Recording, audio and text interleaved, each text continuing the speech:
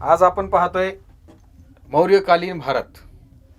मौर्यकालीन भारत पाहत असताना आपल्याला इसवी सन पूर्वपासून जवळजवळ 300व्या शतका 600 शतकापर्यंत गेलो होतो आपण इसवी सन पूर्व. पण त्यानंतर हळूहळू आपल्याला इसवी सन पूर्व 325 पर्यंत आलो. 325 पासून आता आपण सम्राट अशोकांच्या कालखंडापर्यंत आलो है ना. पण थोडासा उजळणी घेऊयात आपण मागच्या या धड्याची. मौर्यकालीन भारत. तर हे मौर्यकालीन भारत पाहत असताना आपल्याला काय पाहायचंय की थोडासा इतिहास पाहूया त्याचा. हा धडा जो आपण आता काय पाहणार आहोत, सम्राट अशोक.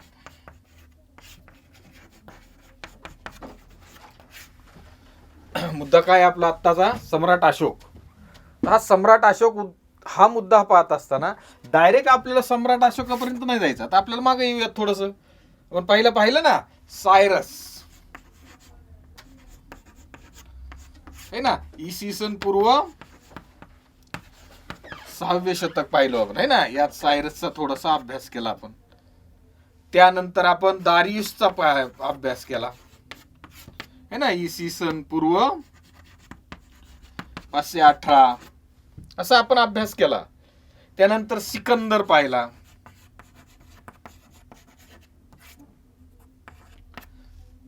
इसवी सन पूर्व 326 ते 323 इसवी सन पूर्वचा.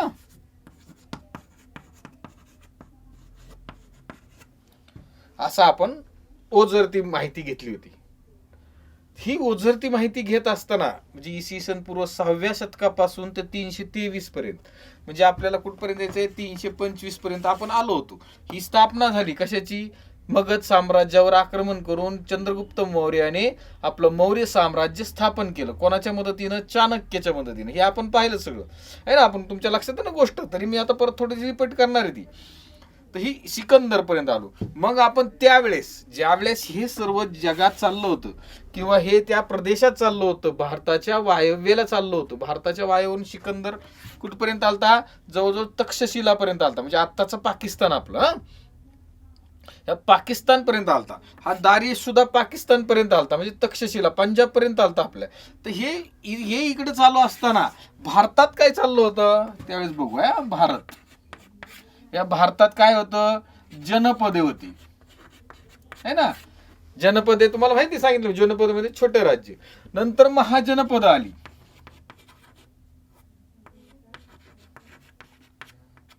महाजनपदी म्हणजे छोटी राज्य, मग मोठी राज्य आली. आणि मोठी राज्यांची सगळ्यांवर आक्रमण करून, म्हणजे काही महाजनपद मोठी होती, ती मोठी महाजनपदांनी दुसऱ्यावर आक्रमण केलं, ते मिळून घेतलं. दुसऱ्यावर आक्रमण केलं, ते मिळून घेतलं.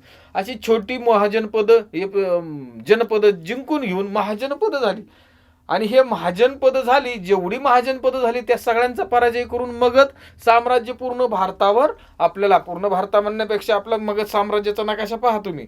जो दक्षिणेपर्यंत आपल्या कर्नाटकपर्यंत, ओरिसापर्यंत, बंगालपासून तर नेपाळपर्यंत, नेपाळपासून सौराष्ट्रपर्यंत, हे सगळं जर आपण पाहिलं तर सगळं मगध साम्राज्यात समाविष्ट होतं. आता हे मगध साम्राज्य कसं समाविष्ट झालं हे आपण नंतर पाहणार पूर्ण विस्तार. तर त्यावेळेस महाजनपद मिळवली गेली. आणि महाजनपद सगळ्यात मोठं कोणतं होतं, मगध. मग मगधवर कोणी राज्य केलं, चंद्रगुप्त मौर्य.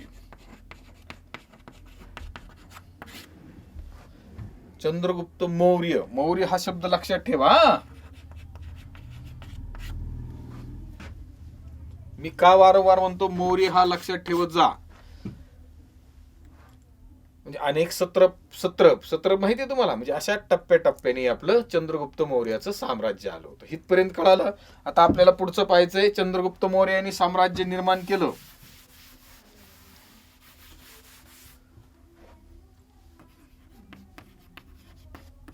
मौर्य साम्राज्यात पहिला चंद्रगुप्त,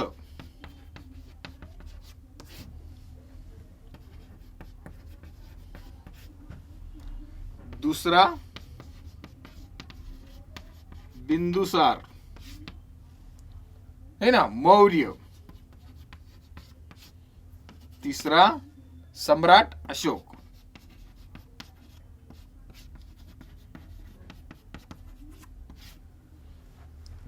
हा सम्राट अशोक 200 इसवी सन पूर्व 273 ला त्यांचा राज्याभिषेक झाला किंवा तो राजा गादीवर आला किंवा ते सम्राट झाले.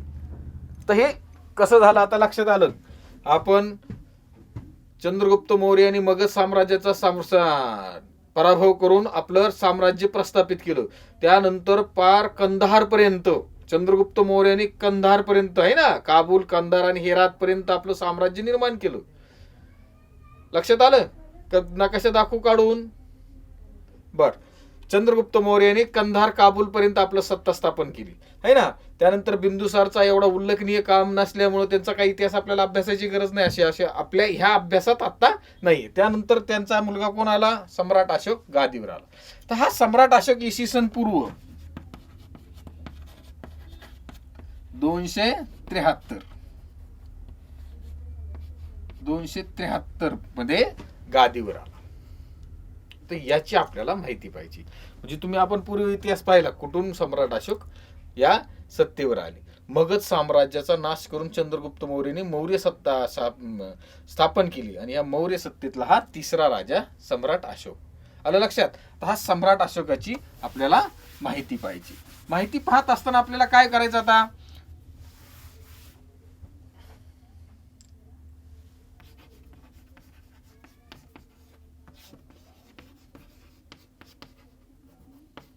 सम्राट अशोक इसवी सन पूर्व 273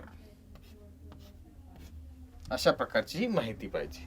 तर एखाद्या कोणत्याही राजाची माहिती पाहत असताना आपण काय करतो? सरळ सरळ वाचन करतो. अशी काय आलं, वाचत वाचत वाचत वाचत झालं, राजाची माहिती वाचली. तसं नाही करायचं आपण कधीच. कोणत्याही राजाची, तुम्हाला सांगितलं, देशाची, राजाची, प्रदेशाची कुठली माहिती करताना आपण आधी टप्पे करून घ्यायचे, मनातच टप्पे करायचे. कसा अभ्यास करायचा आपल्याला? पूर्ण आधी वाचन घ्यायचं, सगळ्या मुद्दा आपल्याला पूर्ण वाचून घ्यायचा आणि वाचन केलं की आपल्याला लक्षात आलं पाहिजे की कोणते कोणते टप्पे करायचे. तसं राजाचा, आपल्याला एखाद्या राजाचा, आता आपल्याला सम्राट अशोकाचा अभ्यास करायचा आहे. मग काय, तो राजा होता. मग राजाने पहिल्यांदा कसा साम्राज्य विस्तार कसा केला किंवा आपण त्याला म्हणतो राज्य कसं मिळवलं हे बघायचं.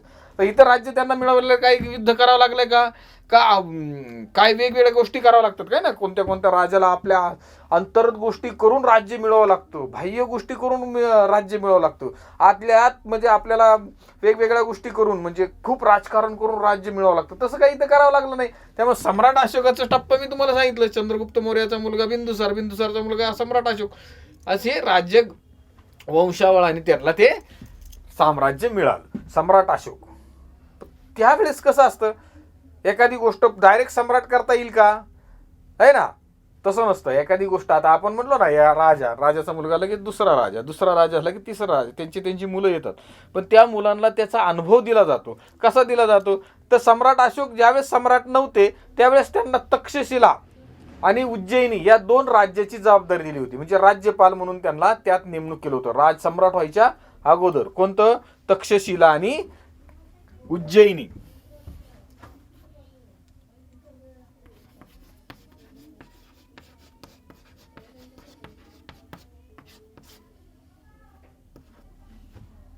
शिला आणि दुसरं उज्जैनी.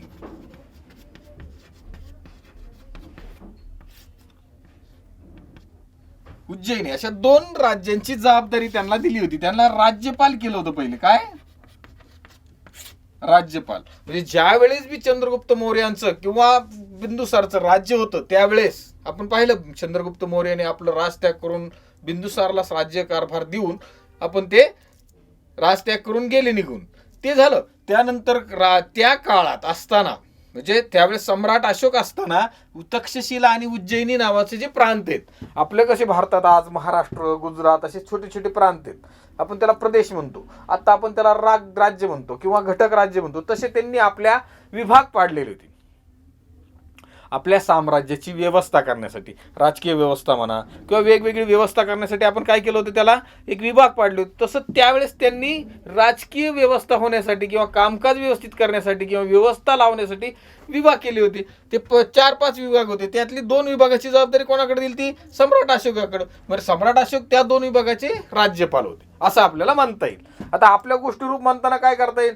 सम्राट अशोक राजा होता, पण त्यापूर्वी त्यांना छोट्या छोट्या राज्यांची जबाबदारी दिली होती आणि त्या राज्याचे ते प्रमुख होते असं आपल्याला म्हणता येईल, आहे ना. तसं तक्षशिला आणि उज्जैनी या राज्याचा राज्यपाल असताना तक्षशिलामध्ये असलेलं अंतर्गत बंड म्हणजे काय, की त्यांच्या विरोधात झालेले कट कारस्थान. मगध साम्राज्याच्या वेळेस जसे कट कारस्थान व्हायचे तसे मौर्य साम्राज्यातही वेगवेगळ्या ठिकाणी कट कारस्थान व्हायचे.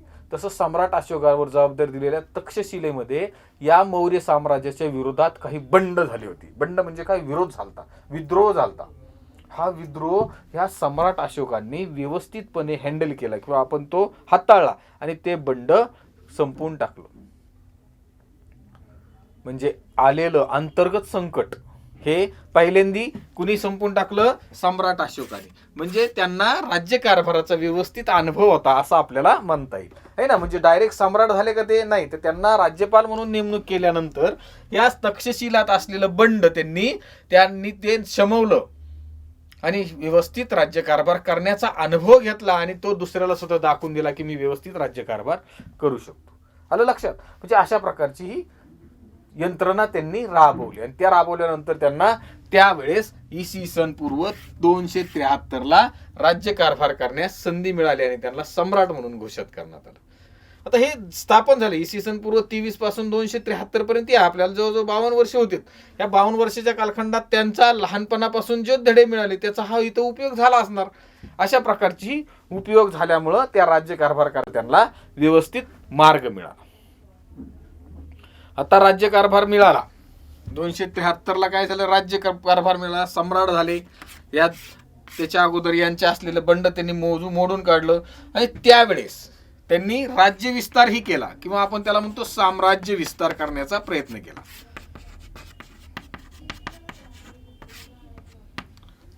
साम्राज्य विस्तार करताना पहिल्यांदा एक महत्वाची गोष्ट आपल्याला सगळ्यात लक्षात येईल. मग आपल्या मौर्य साम्राज्यात सगळ्यात मोठा साम्राज्य विस्तार करणारा कोण राजा असेल तर सम्राट अशोक. म्हणजे पहिला मुद्दा काय सांगता येईल आपल्याला, की सगळ्यात मोठा किंवा आपण त्याला म्हणू जास्त विस्तार किंवा साम्राज्य विस्तार म्हणजे मौर्य साम्राज्याच्या काळात सगळ्यात जास्त साम्राज्य विस्तार करणारा राजा म्हणजे सम्राट अशोक. आलं लक्षात.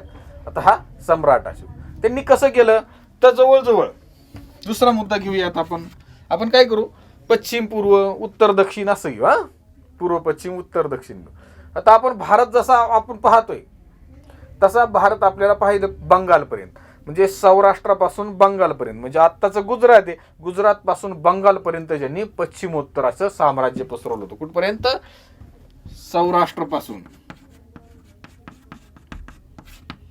सौराष्ट्रापासून बंगालपर्यंत. दक्षिणोत्तर घेऊया, तिसरा आकडा टाकू. दक्षिणोत्तर कर्नाटक पासून तर नेपाळ पर्यंत. म्हणजे वरून खाली घेऊ, खालून वर घेऊ, नेपाळ पासून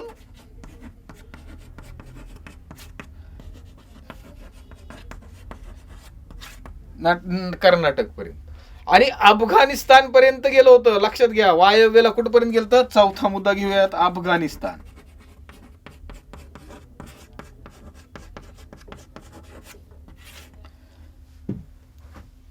म्हणजे टप्प्याटप्प्याने आले. आपण त्यांना कळालं कसं राज्याच्या अगोदर कोणती जबाबदारी होती, तक्षशिलाची आणि उज्जैनीची जबाबदारी होती. त्यावर त्यांनी असलेलं तिथं केलेलं एखाद्या तिथल्या स्थानिक पातळीवर झालेलं बंड त्यांनी शमवलं. त्यानंतर ते सम्राट झाले. सम्राट झाल्यानंतर साम्राज्य विस्तार करताना एक मुद्दा पहिला लक्षात घ्यायचा, सगळ्यात जास्त मौर्य साम्राज्यात सगळ्यात जास्त विस्तार करणारा एकमेव सम्राट म्हणजे अशोक सम्राट.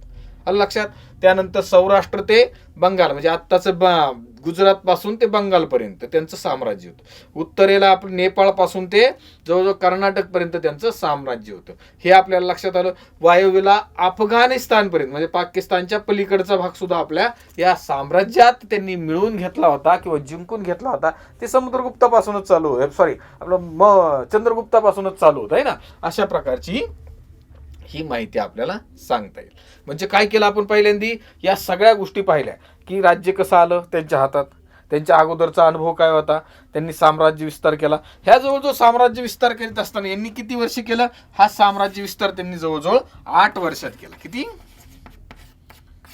8 वर्ष. म्हणजे 273च्या वजा 8 करायचे, त्यावेळेस आपल्याला ती 265 पर्यंत आपण इसवी सन पूर्व 265 पर्यंत त्यांनी सगळा साम्राज्य विस्तार केला असं आपल्याला म्हणता येईल. त्या 8 वर्षात त्यांनी भरपूर साम्राज्य केलं. त्याचा परिणाम काय केलं, सगळ्यात जास्त साम्राज्य विस्तार सम्राट अशोकांच्या काळात झाला असं आपल्याला म्हणता येईल.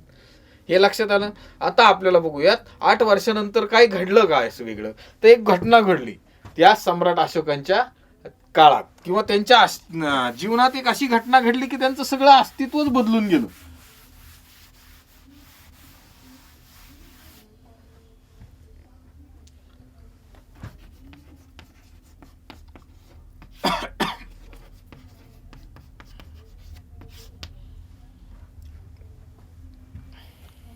हा सम्राट अशोकाचं अस्तित्व बदलणारी एक घटना घडली. तुम्हाला सांगितलं मी 8 वर्ष त्यांनी भरपूर साम्राज्य विस्तार केला. खूप ठिकाणी शूरवीर असा हा राजा होता, सम्राट होता. त्याने अनेक अंतर्गत बंड मोडून काढले, बाह्य आक्रमण परतून लावली, आणि परतून लावली परत तो प्रांतही जिंकून घेतला. अशा प्रकारची ही घटना घडली. पण ती कधी? 8 वर्षानंतर. जो सगळा साम्राज्य विस्तार तुम्ही बघा, आपल्या धड्याच्या एका पानावर नकाशा आहे पहा, मौर्यकालीन साम्राज्याचा एक नकाशा आहे की तो आपल्याला अफगाणिस्तान पासून कर्नाटक पर्यंत दिसतो खाली, आणि बंगालपर्यंत दिसतो, आणि वरून नेपाळ पासून ते आपल्याला ओरिसा पर्यंत घेतो. आता ओरिसाच. तर ती ओरिसा ठिकाणी आता जिथं ओरिसा आहे ना, तिथं कलिंग नावाचं साम्राज्य होतं. काय? कलिंग. तिथला राजा होता कलिंग राजे. कलिंग राज्य होतं तिथं. तर ते ओडिसाला होतं. आता ओडिसाचं तुमचं थोडीशी रचना लक्षात येईल ना. श्रीलंका इथं आहे, इथं ओरिसा आहे, इथं महाराष्ट्र आहे ना. आपण असा महाराष्ट्र भारताचा जर आपण असा नकाशा केला तर या बाजूला पश्चिम बंगालच्या थोडंसं दक्षिण बाजूला हा ओरिसाचा भाग येतो. ह्या ओरिसा आत्ता जिथं आहे तिथं कलिंग नावाचं साम्राज्य होतं. त्यावेळेस मौर्य साम्राज्यात ते विलीन नव्हतं किंवा ते जिंकलेलं नव्हतं. तर सम्राट अशोकांना ते वाटलं की आपण जिंकून घ्यावं, किंवा त्यांच्या काही राजकीय हालचालीवरून त्यांना ते आक्रमण करायचं होतं. केलं.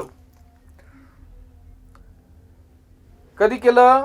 8 वर्षानंतर. म्हणजे सगळा साम्राज्य विस्तार झाल्यानंतर काय केलं, सम्राट अशोकाने तिथं आक्रमण केलं, आणि ते कलिंगचं युद्ध झालं. जवळजवळ सम्राट अशोकाचे 4 लाख सैन्य होतं, आणि त्या कलिंगचं 2 लाख सैन्य होतं सुमारे. असं युद्ध झालं. कधी झालं बघा, आपण सम्राट अशोकांचं साल लिहिलं इथं, इसवी सन पूर्व 273ला ते साम्राज्य सम्राट झाले, आणि त्यानंतर 8 वर्षांनी त्या कलिंगच्या राज्यावर आक्रमण केलं. तुम्ही म्हणता सर भरपूर आक्रमण होतात, साम्राज्य असतं, साम्राज्य विस्तारात आक्रमण होत असतं, पराजय होत असतो, जय होत असतो, यात काय एवढं विशेष आहे? तर हे कलिंगवर केलेलं आक्रमण, त्याला नाव दिलंय त्या कलिंगचे युद्ध.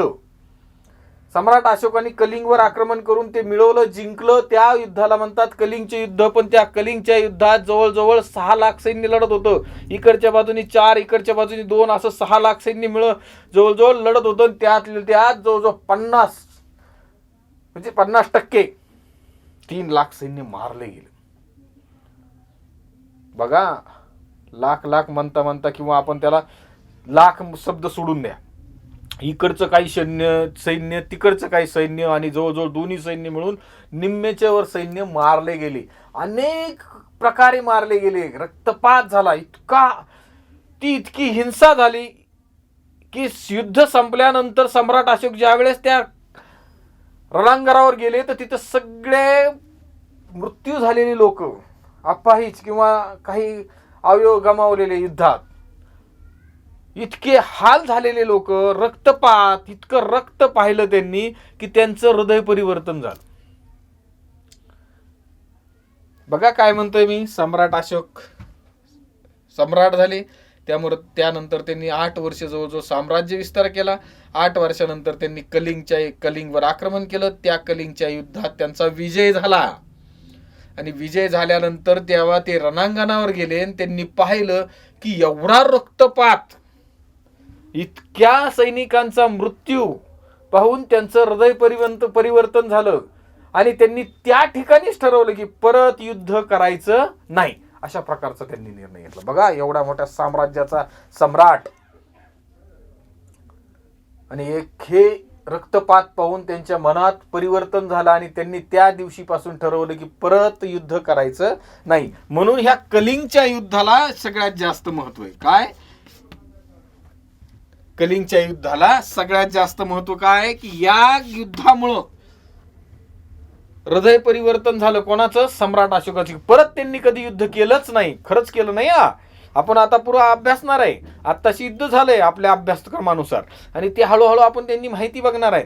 त्यात त्यांनी परत कधीच युद्ध केलं नाही. त्यांच्या मनात त्यांनी ठरवलं सत्य, अहिंसा, इतरांप्रती दया आणि क्षमावृत्ती या गोष्टीचाच त्यांनी पुढं प्रचार आणि प्रसार करायला सुरुवात केली. बघा, या युद्धाचा परिणाम काय झाला. त्यांनी तो रक्तपात पाहिला. काय पाहिला? हा रक्तपात पाहिल्यानंतर त्यांचं हृदय परिवर्तन झालं आणि त्यांनी काय केलं? सत्य, दुसरं अहिंसा, तिसरं इतरांप्रती दया आणि दुसऱ्यांसाठी क्षमा या गोष्टीचा त्यांनी अवलंबन केलं.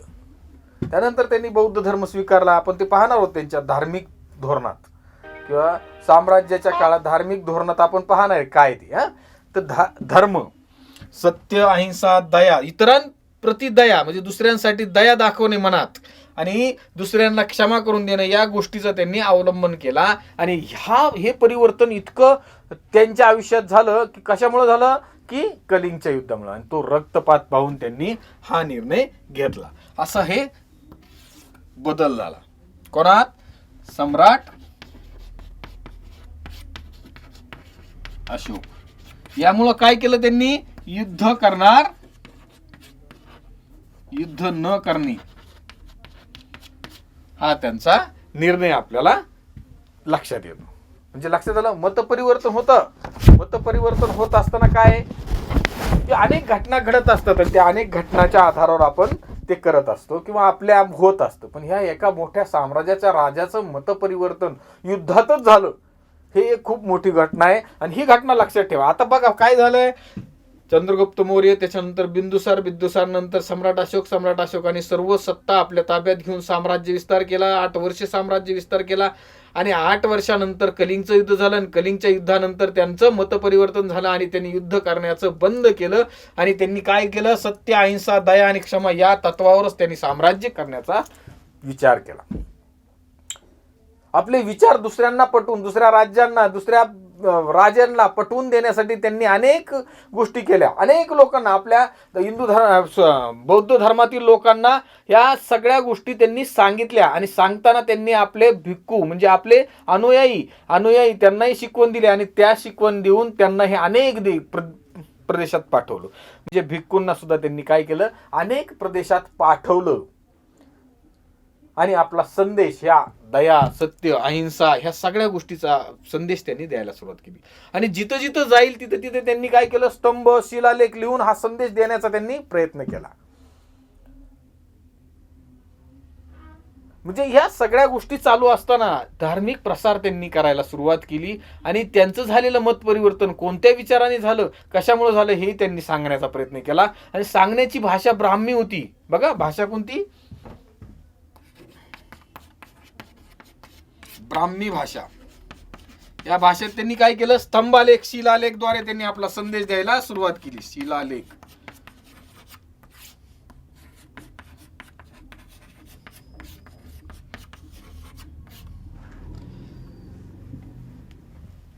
स्तंभालेख ब्राह्मी भाषेत त्यांनी द्यायला सुरुवात केली.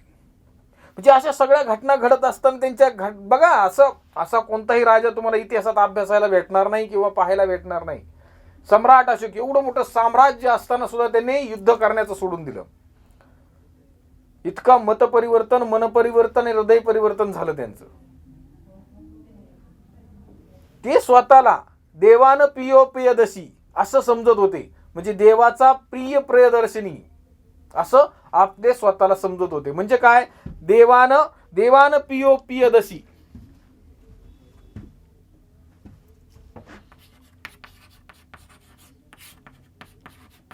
देवान पियो प्रियदर्शी.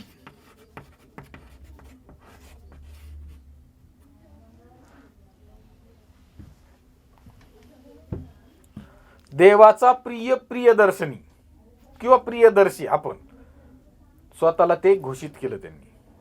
आणि आपला सर्व प्रसार ह्या 4 गोष्टीवर त्यांनी अवलंबन केला.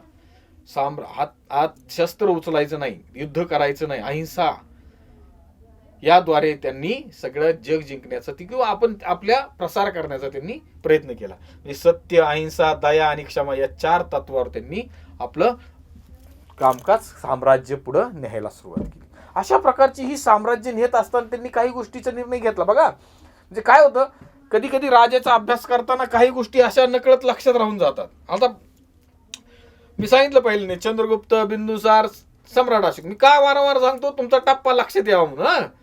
तसंच सायरस, दारियुश, सिकंदर, चंद्रगुप्त, बिंदुसार, सम्राट अशोकाने काय केलं, आपलं तक्षशिला आणि उज्जैनी इथं साम्राज्य राज्यपाल होते त्यावेळेस त्यांनी ते बंड मोडून काढलं. परत सम्राट झाले, सगळ्या सत्ता विस्तार केला. सत्ता विस्तार केल्यानंतर कलिंगचं युद्ध झालं. कलिंगच्या युद्धात मतपरिवर्तन झालं, हृदय परिवर्तन झालं आणि त्या हृदय परिवर्तनातून सत्य, अहिंसा, दया याद्वारे त्यांनी साम्राज्य विस्तार करण्याचा निर्णय घेतला, आहे ना. निर्णय घेतल्यानंतर त्यांनी आपला संदेश, म्हणजे आपला हा संदेश कुठं ब्राह्मी भाषेतून प्रसिद्ध करायला सुरुवात केली. प्रसिद्धीचं साधन कोणतं होतं, शिलालेख आणि स्तंभालेख या साधनाद्वारे. म्हणजे प्रसिद्ध हा शब्द तुम्हाला योग्य वाटणार नाही, पण तो पसरवण्याचा जो साधन होतं त्यावेळेस काय होतं, शिलालेखच होतं. त्यावर थोडी शिक्का मारायचा आणि सही करून द्यायची. कपत्र होतं की लिहायचं, कागदावर द्यायचं. त्यावेळेस तशी सुधारणा नव्हती किंवा तसे तंत्रज्ञान नव्हतं. त्यावेळेस तिथं फक्त शिलालेख आणि स्तंभालेखावर त्यांनी लिहून हे आपलं ज्ञान किंवा आपले विचार दुसऱ्यांना पटवण्याचा किंवा सांगण्याचा प्रयत्न त्यांनी केला. हे शिलालेख आणि स्तंभालेखाद्वारे. देवान पियो प्रियदर्शी, म्हणजे मी देवाचा प्रियदर्शी असा त्यांनी संदेश देण्याचा प्रयत्न केला. त्यामागचं कारण हे काय होतं, फक्त सत्य, अहिंसा, दया आणि क्षमा अशा प्रकारचं होतं. आणि काही ठिकाणी त्यांनी संदेश सुद्धा दिलाय. काही ठिकाणी असे संदेश दिलेत पहा. आज तुम्ही आणि मी आज प्रत्यक्ष भेटत नाही, याचं कारण तुमच्या लक्षात आलं असेल. अनेक तुम्ही गोष्टी ऐकल्या असतील. वटवाघूळ आहे ना, वटवाघूळ माहिती आहे ना, की ज्याच्यामुळे आज आपल्याला अनेक अफवा आहेत किंवा काही सांगण्यात येतं किंवा काही गोष्टी सांगितल्या जातात की ह्या विषाणूमुळं हा आपला कोरोना व्हायरस आला. तर तुम्ही म्हणता सम्राट अशोकाच्या काळातून व्हायरसचा काय संबंध आला बघ कोरोनात. त्यावेळेस सम्राट अशोकांनी त्यावेळेस सांगून ठेवलंय की वटवाघूळची शिकार कधीच करू नका. हे पुस्तकात आहे आपल्या, मी नाही सांगत, आहे आपल्या पुस्तकात सांगितलेलं आहे. सम्राट अशोकांनी त्यावेळेस सांगितलंय की माकड आणि वटवाघूळ यांची कधीच हत्या करू नका. अशा प्रकारची ही माहिती आपल्याला त्यांनी त्यावेळेस असलेल्या वेगवेगळ्या लोकांनी लिहून ठेवले. त्यावेळेस इतिहासकार होते, लेखक होते. त्यांनी ज्या प्रत्यक्षदर्शनी जे काही लिहिलंय त्याचा आत्ता सुद्धा आपल्याला भाषा वेगळी बघतं. ती भाषेतून आपण अभ्यास केला की आपल्याला लक्षात येईल की त्यावेळेस सुद्धा त्यांना काही गोष्टी जाणवल्या असतील. त्यांनी त्या काळात सम्राट अशोकांनी आपल्या साम्राज्यात वटवाघूळ, माकड आणि गेंडे याची शिकार कधीच करायची नाही आणि वनवा म्हणजे जंगलाला कधी आग लावायची नाही याचे आदेश काढलेले होते. आणि ते आदेश अजूनही आपल्याला वेगवेगळ्या स्वरूपात पाहायला मिळतील. शिलालेख आहेत, स्तंभालेख आहेत, या सगळ्यात पाहायला मिळतील. म्हणजे बघा, त्यापूर्वी केलेला अभ्यासाचा आजही आपल्याला उपयोग होतोय. आज कोरोनाच्या काळात आपण वटवाघूळमुळे हा व्हायरस पसरला असंही म्हणतो, पण हे इसवी पूर्व 73 पासून सांगत आलेत की वटवाघूळ, माकड आणि गेंडे यांची हत्या करायची नाही, वनवे पेटवायचे नाही, त्यामुळे अनेक गोष्टी घडू शकतात. असं त्यांना काही अभ्यास असेल किंवा त्याच्या मागचं तत्वज्ञान वेगळं असेल, पण आजही ती गोष्ट लागू होती हे सांगण्याचा मुद्दा तुम्हाला मी सांगतो. बाकी काय, म्हणजे सम्राट अशोकांनी आपलं हे साम्राज्य कसं विस्तारलं आणि कसं केलं हे आपल्याला सांगायची वेळ इथं आलेली. आता ह्या सगळ्या गोष्टी पाहत असताना आपण काय पाहिलं, आता सम्राट अशोकांचं हृदय परिवर्तन कसं झालं हे आपण पाहिलं. आता आपल्याला पुढं काय पाहायचं, एक सम्राट अशोकांचं धार्मिक धोरण किंवा आपण त्यांनी केलेले धर्म प्रसार किंवा धार्मिक अवलंबन किंवा ते कोणत्या धर्माचा त्यांनी स्वीकार केला, ह्या सगळ्या गोष्टी आपण पुढच्या व्हिडिओमध्ये पाहू. तोपर्यंत धन्यवाद.